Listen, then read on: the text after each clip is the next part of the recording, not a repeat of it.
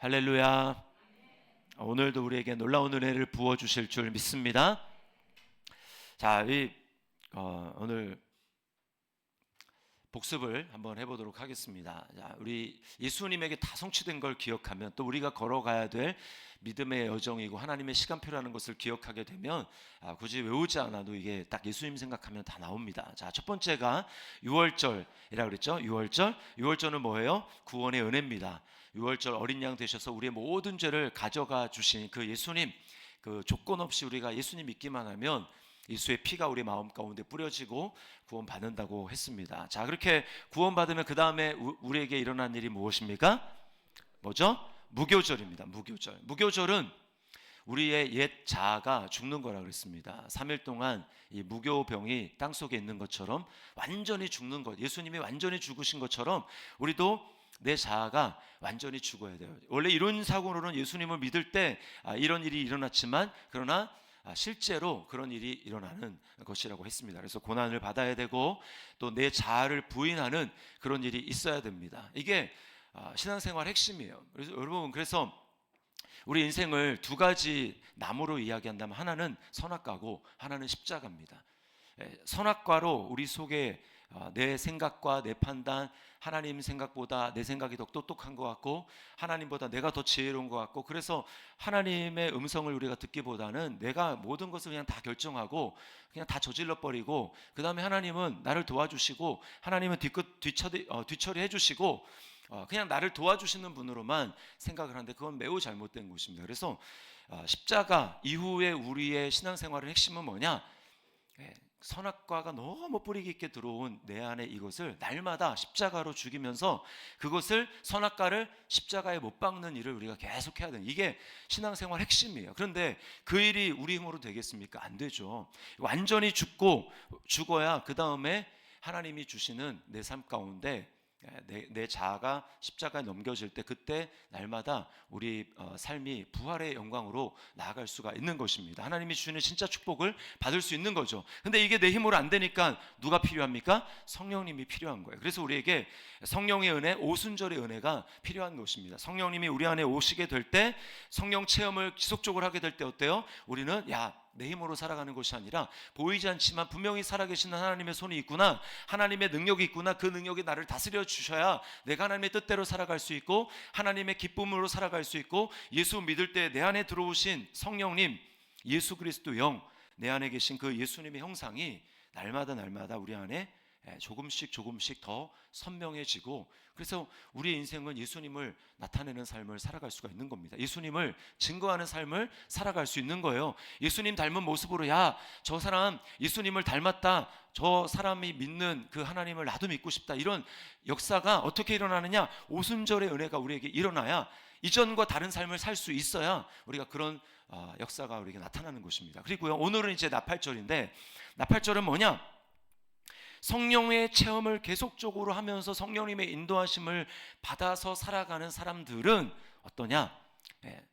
나팔절의 은혜가 임하게 되어 있습니다. 이것은 성령의 은혜를 꾸준히 사모하면서 나아갈 때 일어나는 일이에요. 자, 오늘 나팔절 우리가 레위기 23장 말씀을 읽었는데, 나팔절은 7월 1일입니다. 7월 첫째 날, 초하루예요. 초하루. 자, 유월절이 1월이라고 그랬잖아요.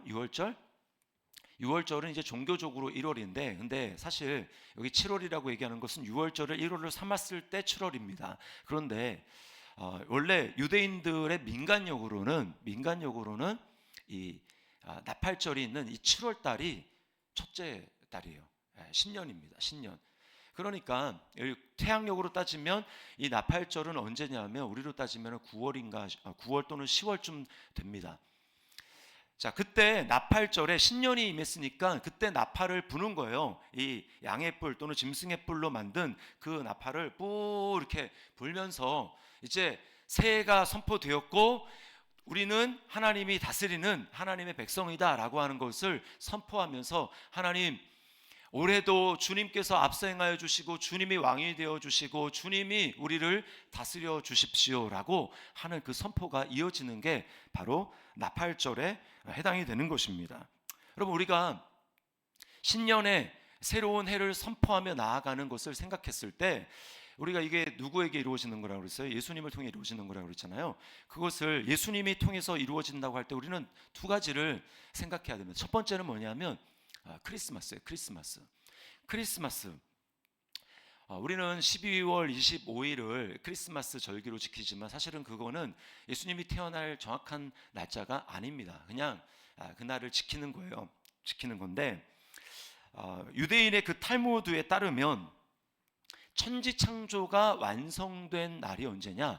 그 날이 바로 아담이 창조된 날이라고 그렇게 이야기를 합니다. 그러니까 하나님이 첫째 날 빛부터 시작해서 여섯째 날 짐승을 만드시고 그 다음에 제일 끝에 하나님께서 사람을 창조하시잖아요. 그리고는 하나님이 안식으로 들어가십니다. 그러니까 아담과 하와를 창조하신 그것이 창조의 끝이에요. 창조의 끝. 그러면서 이제 새로운 인생이 우리에게 펼쳐지는 겁니다. 그러니까 유대인의 탈무드에 따르면 아담의 창조로 이제 나팔절 신년이 선포되었다 이렇게 이야기를 하는데, 자 그러면 우리가 그것을 유추해 본다면 마지막 아담은 누굽니까? 네, 제가 말했잖아요. 질문하면 다 예수님이라고 얘기하면 거의 다 맞다고. 마지막 아담은 예수님입니다. 자 그러면 아담이 창조될 때가 신년의 선포고 나팔절이라고 한다면, 자 예수님이 탄생하신 날이 나팔절이 될 확률은 매우 높은 거예요. 제가 그것을 여러분에게 말씀을 드리겠습니다. 자 누가복음에 보면 예수님이 나셨다라는 소식을 제일 먼저 전파받은 사람이 누굽니까? 그들이 바로 목자들이잖아요. 목자들. 그래서요 이 8절에 보면 누가복음 2장 8절에 보면 이렇게 말씀합니다. 그 지역에 베들레헴 그 지역입니다. 지역에 목자들이 밤에 밖에서 자기 양떼를 지키더니, 우리 그 말에는 밖에서라고 했지만 이 밖에서라고 하는 이 단어가 어떤 뜻이냐면 이 농경지라는 뜻이 있습니다. 농경지. 그러니까 여러분 목자들은 사실은 농경지로 들어갈 수 없어요. 출입 금지입니다. 언제? 특히 지금 보리와 밀이 자라고 있는 그 동안에는 양의 출입이 금지예요. 들어갔다 그러면 뭐 거기 완전 초토화되는 겁니다. 뿌리까지는 다 먹어버리니까 양이 못 들어가는 거예요. 그 출입 금지인데, 근데 지금 예수님이 태어나신 그때는 뭐라고 얘기합니까? 이 밖에서 양을 칠 때 그 밖에서가 농경지를 의미하는 거예요. 이건 뭘 상징하느냐? 추수가 이미 끝났다는 얘기입니다. 보리 추수, 밀 추수가 끝나서 밑둥이 이제 남아 있는 그때에 양들이 양떼를 데리고 가서 목자들에게 유일하게 그 시기에는 그 초막절이 되어서 파종이 들어가는 그 시기까지 이제 약간 몇 개월의 시간이 있거든요. 그때 딱 그 시기 한도 내에서 목자들이 들어가서 남은 이제 추수하고 남은 그 추수의 밑둥을 먹을 수 있도록 허락되는 절기인 거예요. 그러면 여러분 초막절이 이제 그 유대인의 그 절기로 말하면 7월 15일부터 초막절이 들어가거든요. 그러니까 그 전까지 하면 딱 두 절기밖에 없습니다. 오순절에 추수가 끝난 다음에 그 다음에 초막절까지는 남은 절기가 딱 두 가지밖에 없는데, 그 하나가 나팔절이고 또 하나가 속죄절인데, 그러면 신년이 선포되는 것을 예수님의 탄생으로 본다면 예수님의 크리스마스 탄생은 바로 나팔절일 확률이 매우 높습니다. 그래서 예수님이 이 땅에 오시는 거예요.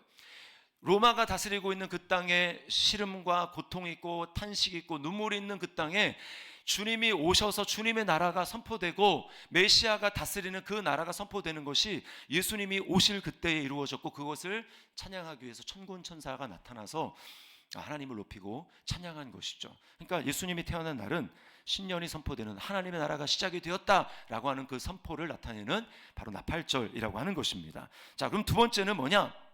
하나님의 나라가 예수 그리스도가 이 땅에 오심으로 시작이 되었죠. 그래서 예수님이 복음을 전하실 때 뭐라고 하냐면 회개하라, 천국이 가까이 왔느니라. 이 말은 나로 말미암아 이 땅에 바로 하나님 나라가 왔다, 선지자들이 예언한 그 나라가 왔다라고 이야기하는 겁니다. 그러니까 너희들 회개하고 나를 믿고 내 안으로 들어와라라고 초청을 하시는 거죠. 그런데 예수님을 믿었지만 하나님 나라가 완성이 됐습니까? 안 됐습니까?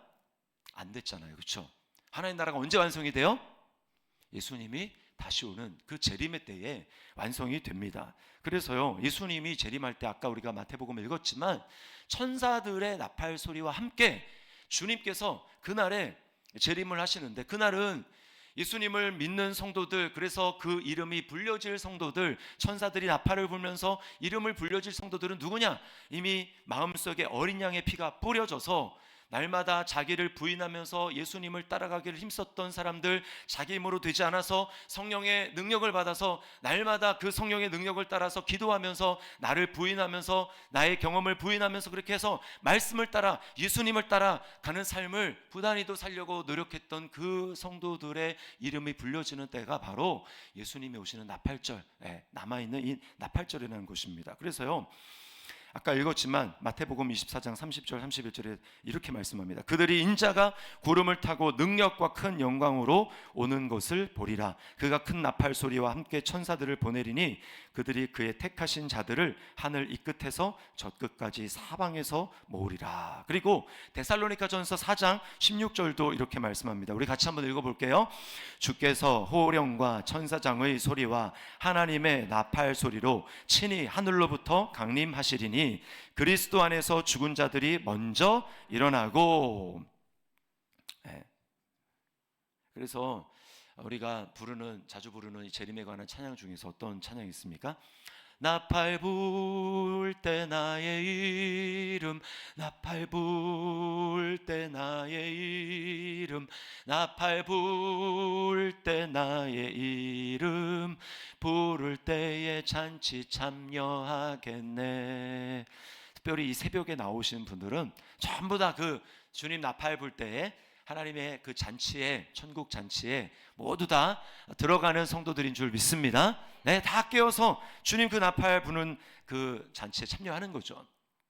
자, 이 천사들의 나팔이 부러지고 예수님이 재림할 때 어떤 일이 일어납니까? 내가 데살로니가 전서 읽은 말씀에 따르면 그때에 예수님이 구름을 타고 오시는 거예요. 자, 구름을 타고 오시는데 주님만 오시는 게 아니라 하나님 아버지 그리고 성령님 같이 오십니다. 같이 오시고 거기에 또 누가 옵니까? 예수님을 이미 믿고 죽은 우리의 할머니, 할아버지, 또 내가 존경하는 어떤 목사님, 또 내가 너무나 사랑했던 예수 믿고 죽은 누군가 다, 육체는 없어요. 육체는 없지만 그 영이 주님과 함께 올 때에, 내려올 때에 그때 어떤 일이 일어납니까? 땅이, 그 다음에 바다가 어떻게 죽었든지 상관없이 죽은 자를 내어준다고 성경이 요한계시록에 기록하고 있습니다. 그러니까 화장해서 죽었든 그래서 바다에 뿌렸든 상관없어요. 그때 하나님의 놀라운 방법으로 이제 부활합니다. 부활해서 이제 영이니까 눈에 안 보이잖아요. 근데 어느 순간에 육체가 부활해서 그 영과 결합하는 거예요. 그래서 예수님과 같은 모습으로 이렇게 내려오는 거 우리 눈으로 보게 될 것입니다. 그리고 땅에서 남아있는, 그때 아직 육신의 죽음을 경험하지 않은 이 땅에서 예수님을 믿고 있는 사람들, 저는 제가 살아생전에 주님이 오실 것 같아요. 제가 여러분에게 말씀을 드리지만 그것도 이거를 공공연하게 얘기하면 제가 이단이 될 수 있기 때문에 공공연하게 얘기하지 마시고, 그러니까 제 생각이 그렇습니다. 주님이 오시면 우리가 주님을 보는데 그때 먼저 이제 하늘에서 내려오는 영들 말고 이 땅에 있는 우리가 이 가진 육체가 변화되는 겁니다. 변화되어서 예수님 같은 부활의 몸을 입고 어떻게 되느냐? 공중으로 끌어올려지는 거예요. 공중으로 끌어올려져서 공중에서 우리가 주님을 영접하게 됩니다. 그때 만남이 있고, 그리고 그 다음에 이 땅으로 내려와서 이 땅이 하나님 나라가 되는 거예요. 그런 일이 우리에게 일어나는 것입니다. 자, 근데요, 이 나팔절의 은혜를 받은 사람, 지속적으로 성령님의 체험을 하면서 주님을 사모하며 살아가는 사람에게 이 나팔절의 은혜가 임하는데, 이거는 재림 신앙으로 무장하는 것을 말하는 것입니다. 재림을 사모하는 거예요. 재림 신앙으로 살아가는 사람들은요, 삶과 죽음의 경계가 별 의미가 없습니다. 바울 사도를 보면 바울 사도가 로마 감옥에 갇혀가지고 서신서를 쓰지 않습니까? 그 중에 빌립보 교회 성도들을 향해서 편지를 씁니다. 근데 뭐라고 하냐면, 지금 로마 감옥에서 빌립보 교회에 있는 성도들을 향해서 편지를 쓰면서 바울 사도가 고민이라는 거예요. 왜 고민이냐? 나 개인적으로는 지금 딱 죽어가지고 나는 주님을 만나고 싶다. 그거 난 너무나 사모한다. 그게 나한테 너무 좋은 일이다. 그런데 너희들을 보니까 내가 아직 살아남아서 너희들에게 가르치고 또 너희들을 이끌어야 될 것들이 있기 때문에 나는 이 둘 사이에 끼어서 어떤 것을 선택할지 나는 참 고민이다. 이런 얘기를 빌립보서에서 하고 있어요. 그러니까 주님께 당장 가고 싶다는 거예요. 이거는요, 우리가 삶이 너무 힘들어가지고 이렇게 사는 바에 빨리 그냥 주님 오셨으면 좋겠다라고 하는 거랑은 좀 차원이 다른 겁니다. 지금도 주님이 너무 좋은데 그 주님을 빨리 만나고 싶다라고 하는 이 소망이 있는 거예요. 그래서 초대교회 성도들은요, 기본적으로 다 이 재림신앙으로 무장했습니다. 그래서 주님이 곧 오신다, 한 달 안에 오신다, 이런 그 소망을 가지고 주님을 기다렸습니다. 그 말이 우리가 부르는 찬양에서 마라나타라고 하는 거예요. 마라나는 뭐냐면 우리 주여, our Lord 이런 뜻이고, 그거는 오십시오라는 뜻입니다. 그래서 마라나타는 우리 주여 오시옵소서, 이게 마라나타요. 좀 이따 그 찬양 같이 부를 겁니다. 나팔절의 은혜가 임하면 주님을 너무나 뜨겁게 사랑하기 때문에 늘 주님을 찾습니다.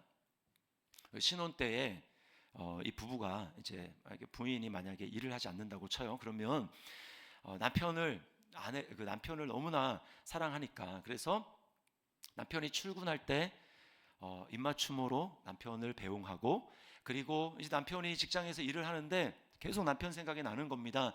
그래가지고 이제 점심 때쯤이면 전화해가지고 오늘 뭐 먹었냐고, 그럼 오늘 저녁에 올 때 뭐 먹고 싶으냐고 그렇게 얘기를 하면 뭐가 먹고 싶다. 그러면 이제 그때부터 남편을 위해서 이제 맛있게 먹을 그 식사를 남편과 함께 앉아서 겸상하면서 나눌 그 식사를 생각하면서 이제 음식을 준비하는 거죠.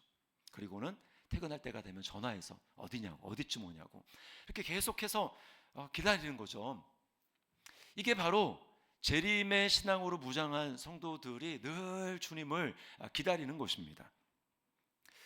제가 한국 대학생 선교 CCC에서 이제 훈련을 받았는데요. 그때 김중곤 목사님이 살아 계셨어요. 근데 제 간사님을 통해서 얘기를 들어보면 이제 간사님들 중에서 굉장히 이제 그 대표급 간사님들이 있습니다. 그러면 그분들은 이제 김중곤 목사님과 함께 회의를 하는 거예요. 근데 그 김중곤 목사님이 회의를 이렇게 하다가 갑자기 회의를 하는 중에 주님 하면서 눈물을 그냥 주르륵 흘리신답니다. 그러니까 지금 회의를 하는데 회의와 주님 앞에 기도하는 시간과 주님을 생각하는 이게 그럼 구분이 없는 거예요. 정말 주님을 사모하는 마음으로 회의를 하는데 그냥 회의하는 중에 주님 생각으로 눈물을 흘리고, 제가 제 자신을 이렇게 돌아보면서 예전에 신앙생활 하셨던 믿음의 신앙의 선배들에 비해서 나는 참 재림신앙이 부족하구나라고 하는 생각을 하게 됐습니다. 그 정도로 정말 내가 주님을 간절히 재림을 사모하는가? 그렇지 않은 것 같아요. 왜냐하면 여러분, 우리 주변에 재미를 주는 것들이 너무나 많지 않습니까? 우리의 시선을 사로잡고 우리의 마음을 조금만 한눈을 팔면 우리 마음을 빼앗아가는 것들이 주변에 너무나 많이 있어요. 그래서 입으로는 사명이라고 얘기를 하고 이것도 다 사명입니다, 사명이라고 얘기를 하는데 어느 순간에 보면 그것이 사명이 아니라 세상을 향한 성공으로, 또 내 야망을 이루고 싶은 욕심으로 변질이 되는 경우가 많습니다. 예를 들어 보면 자녀 양육의 경우에, 여러분, 하나님이 맡겨주신 자녀를 양육하는 게 얼마나 귀한 사명입니까? 그런데 그 어느 순간에는 내가 이렇게 하는 것도 다 우리 자녀들이 믿음으로 잘 커서 세상에서 자기 위치에서 하나님의 영광을 드러내기 위해서 그렇게 하는 겁니다 라고 얘기를 하지만, 어느 순간에 그것이 어떻습니까? 세상의 기준으로 둔갑이 되어서 자녀들을 몰아붙이고, 그리고 성적으로 자녀를 통제하고, 좋은 대학에 들어가면 하나님께 영광이라고 얘기를 하지만 그렇지 않으면 별로 하나님 앞에 감사하지 않는 거죠.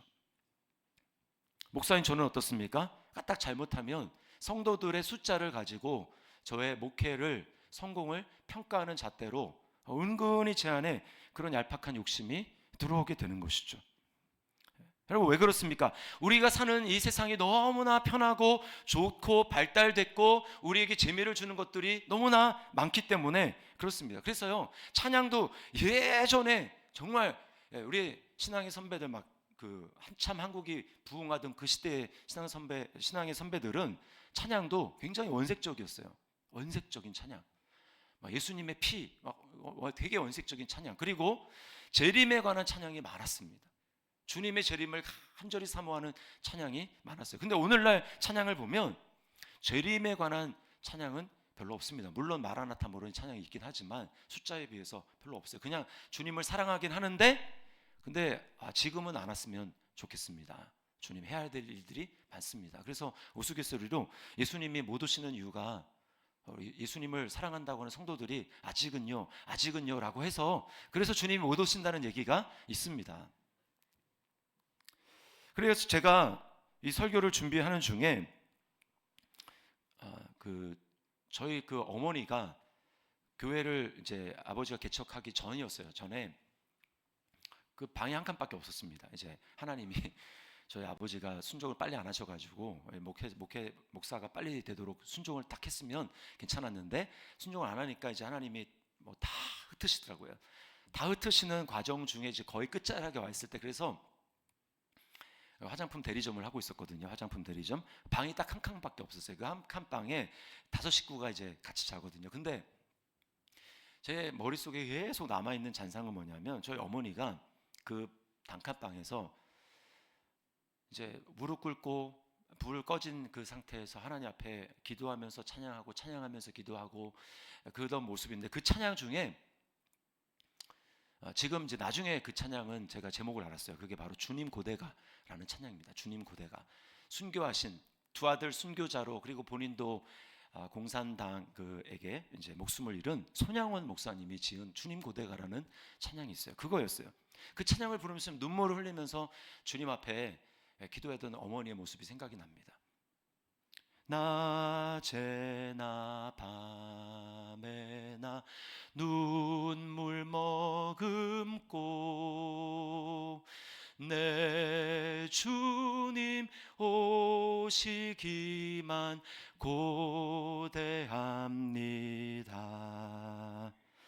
가실 때 다시 오마 하신 예수님, 오 주여 언제나 오시렵니까. 그게 6절까지 있어요. 6절까지. 그런데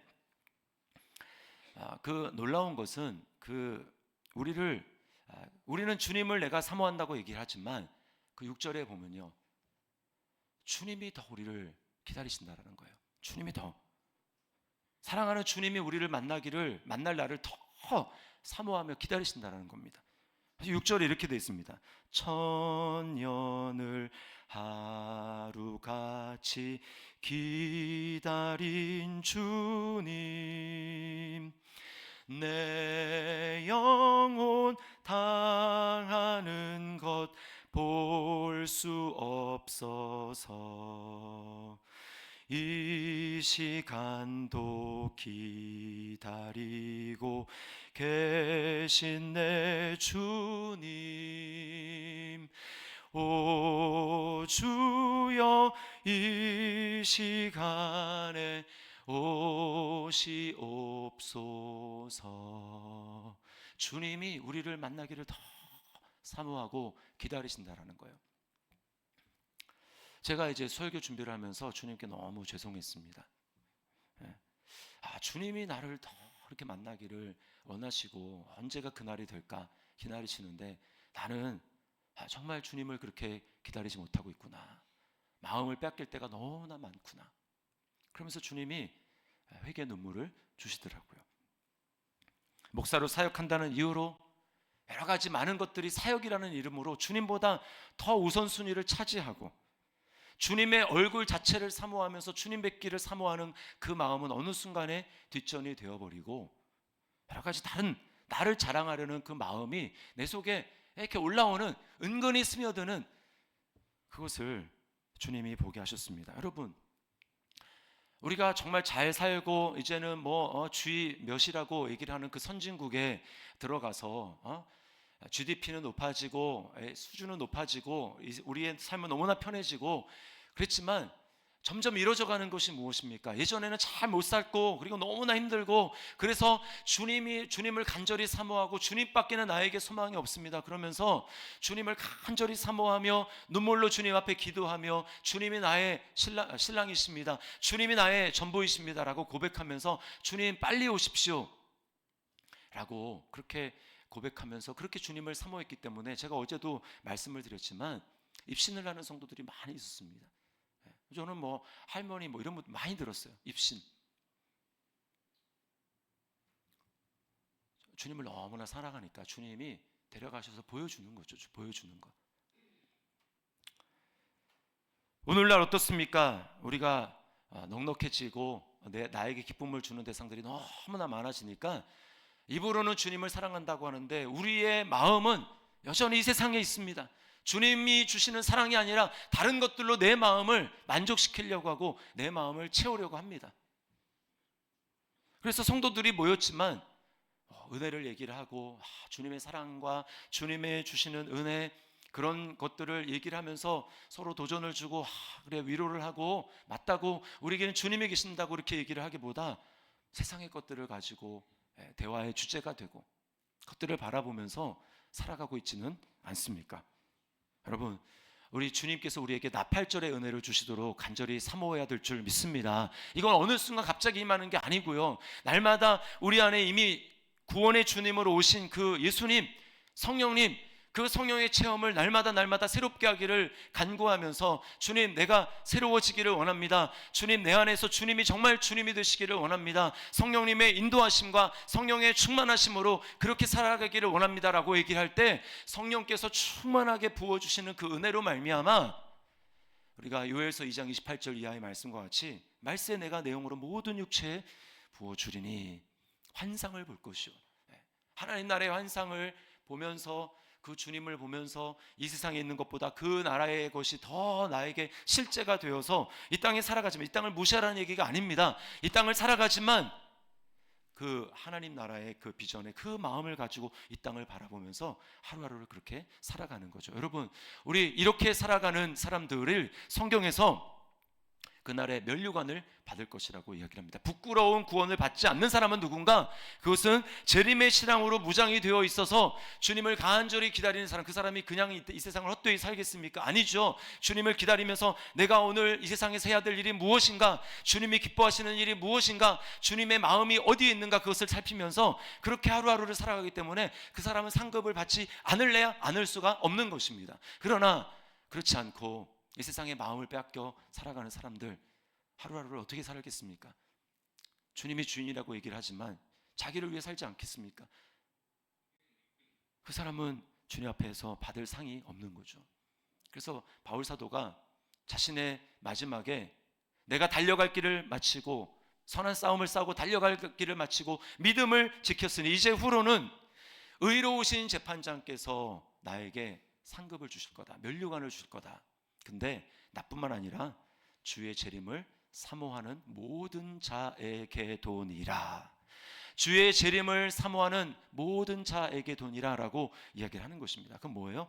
그렇게 사는 모든 성도들은 상을 놓칠 리가 없다라는 거죠. 우리 저와 여러분 이왕 예수 믿고 신앙생활 할 바에 어정쩡하게 세상에 한 발 걸치고 또 주님께 한 발 걸치고 이렇게 갈까 저렇게 할까 머뭇머뭇거리면서 신앙생활하는 것이 아니라 엘리야가 이스라엘 바알을 섬기는 이스라엘 여호와 이름도 부르며 바알의 이름도 부르는 그들을 향해서 너희가 어느 때까지 여호와와 바알 사이에서 머뭇거리겠느냐라고 이야기하면서 오늘날 여호와가 하나님 되심을 너희가 분명히 알라라고 이야기를 하면서 그렇게 도전했던 것처럼 우리 저와 여러분이 오늘 주님의 재림의 신앙, 우리 나팔절의 은혜가 우리에게 간절히 임하기를 사모하면서 우리 주님 앞에 그렇게 결단하며 다짐하며 나아가는 그런 우리 주님의 우리 신부들이 다 될 수 있기를 주님의 이름으로 축원합니다.